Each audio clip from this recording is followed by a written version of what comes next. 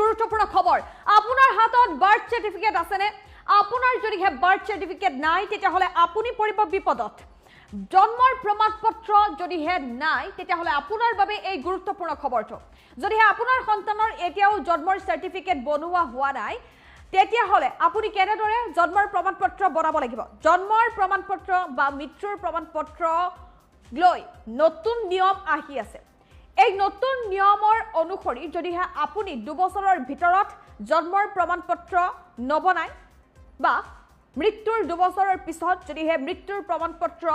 নবনাই তেতিয়া হলে আপুনি বিপদত পৰিবলগীয়া হ'ব পাৰে আপুনি আদালতৰ কাষ চাপিবলগীয়াও পৰিস্থিতিৰ সৃষ্টি হ'ব পাৰে কেন্দ্ৰীয় চৰকাৰে জন্মৰ প্ৰমাণপত্ৰ আৰু মৃত্যুৰ প্ৰমাণপত্ৰক লৈ কিছু নতুন নিয়ম আনিবলৈ গৈ আছে নতুন পদ্ধতি অৱলম্বন হ'ব